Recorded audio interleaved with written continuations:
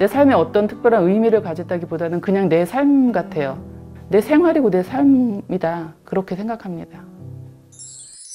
안녕하세요. 난이, 송이, 한이를 키우고 있는 송기혜라고 합니다. 제가 아이들 여럿 키우게 된 첫 번째 시작은 둥이라는 아이였습니다. 둥이는 삼척의 아주 작은 시골 마을에 조그만 체구에도 불구하고 밭지킴이로 묶여 있었던 아이입니다. 둥이를 이제 잡아먹겠다고 사람들이 묶어놓은 상태에 있는 거를 제가 발견을 해서 데려왔어요. 엄청 행복하게 살았어요. 둥이가 성격이 너무 좋고 애교가 많아서 사람들한테 사랑도 많이 받고, 저랑 한 4년을 살았는데 마지막에 1년은 긴 투병으로 굉장히 많이 아팠어요. 그때 심장사상충 3기에 걸려 있었고요. 완치를 했는데 심장병이 후유증으로 남은 상태였습니다. 그래서 둥이는 제 인생에 제일 큰 변화를 가져온 아이였어요. 그래서 이제 이런 둥이 동생들을 구조하게 된 것입니다. 강아지 용품을 너무 많이 사갖고 안 쓰는 것들을 유기견보호소에 기증하러 시보호소를 갔다가 난이를 만났고요. 처음에는 그냥 갔다가 견사를 한번 둘러보고 난이를 봤는데 이렇게 그냥 웅크리고 있었어요. 아무한테도 마음을 안 주고. 어떤 큰 트라우마 때문에 철창에 이제 갇혀 있었던 거죠. 쟤는 내가 데려가지 않으면 평생을 저기서 살겠구나라는 생각이 들었어요. 그래서 그때 난이를 이제 입양을 하겠다고 하니까 보호소에서 쟤는 굉장히 힘든 아이여서 보호자님이 많이 힘드실 거다. 난이를 제가 데리고 왔죠, 결국. 사람 손을 전혀 타지 않는 아이고 다가가거나 만지는 것조차 하기가 쉽지가 않아서 여러 훈련소에 가서 상담을 했어요. 목을 많이 매달리고 맞고 했던 것 같아서 지금 줄에 대한 트라우마 때문에 이제 훈련이 쉽지가 않겠다라고 말씀을 하셨어요. 자기가 안전하다고 느끼는 집에서 트레이닝을 하는 게 훨씬 낫다 이렇게 말씀을 하셔서, 그래서 목줄 보여주고 이렇게 코에 터치하고 목에 터치하고 살짝 넣었다 빼고 이렇게 해서 단계적으로 트레이닝을 해갖고 목줄을 이렇게 딱 걸 수 있게 된 게 1년 6개월은 걸렸어요. 처음으로 산책을 나갔었거든요.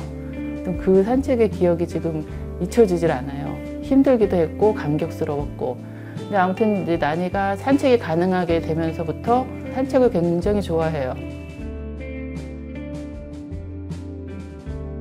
송이는 제가 이제 후원을 좀 하고 있었던 보호소에서 데리고 온 아이인데, 사람을 따르질 않아서 이제 힘든 아이였고 병도 치료해야 돼서 심장사상충 2기에다가 슬개골 탈구, 그리고 피부병이 심했고 배꼽 탈장 이렇게 있었거든요. 그래서 이제 누군가가 전담으로 돌봄이 필요한 아이였어요. 그래서 이제 제가 데리고 왔죠.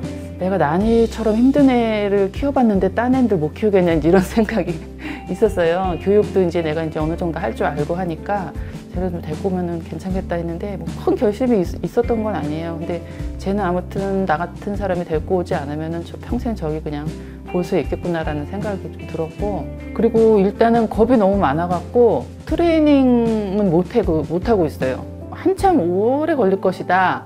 근데 뭐 무리하게 하지 말라 이렇게 하시더라고요.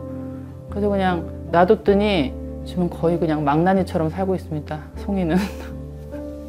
맨날 이불에 오줌을 싸고 저는 배변 훈련이 전혀 안 돼요.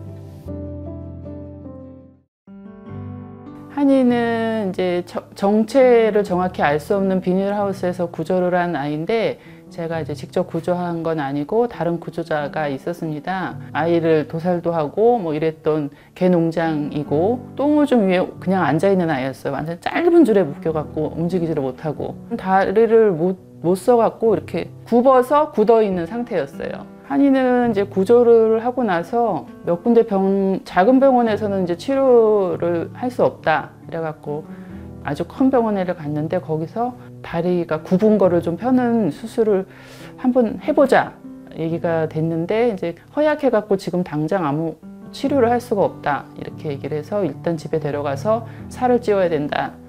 집에 데리고 와서 이제 엄청 많이 먹였죠.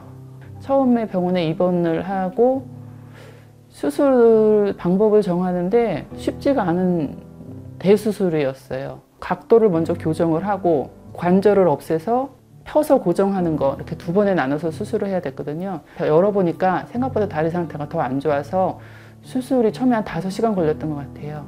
그래서 이제 계속 마취를 해둘 수는 없으니까 먼저 첫 번째 수술부터 하고 그다음에 일단 회복한 다음에 2번째 수술을 하자 이렇게 해서 수술을 2번에 나눠서 했는데 2번째 수술은 경과가 좋지 않아서 그때는 좀 오랫동안 병원에 입원을 했어요. 40일을 입원을 했고 그 전에는 이제 입퇴원을 계속 반복했죠.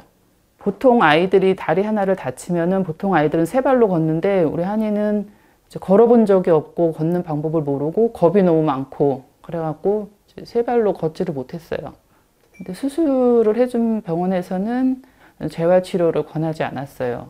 뭐 1년이 걸릴지 2년이 걸릴지도 모르고 매달 엄청난 돈이 나가는데 그거를 감당을 하시겠느냐 이러시면서 걸을 수가 있는 아이인데 엄마가 미리 포기를 하고 재활을 시키지 않아서 평생 저렇게 앉아서 지내게 되는 거 아닐까라는 생각이 들으면서 진짜 조그만 가능성이라도 있으면 어떻게든 시작을 해보자 결심을 하고 작년 12월부터 재활치료를 시작했어요. 상태가 좋아졌다기보다는 많이 적응을 했어요. 자기 상태에.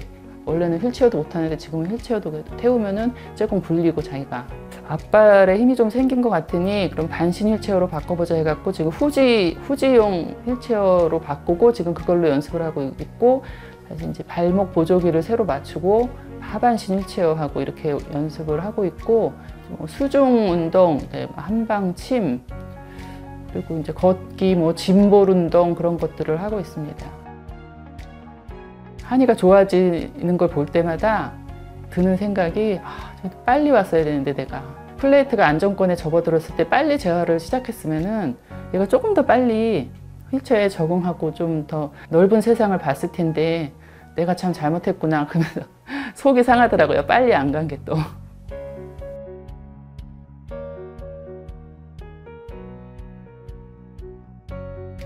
애들이 지금 되게 편안하게 어떤 위험에 노출되지 않고 집에서 편안하게 눕고 자고 맛있는 거 먹고 이런 모습을 보면 제가 참 행복해요.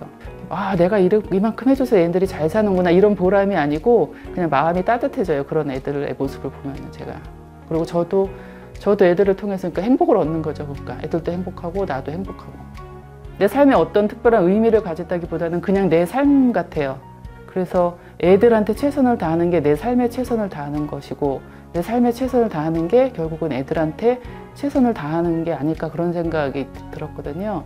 어떤 특별한 의미는 아니고 그냥 내 생활이고 내 삶이다. 그렇게 생각합니다.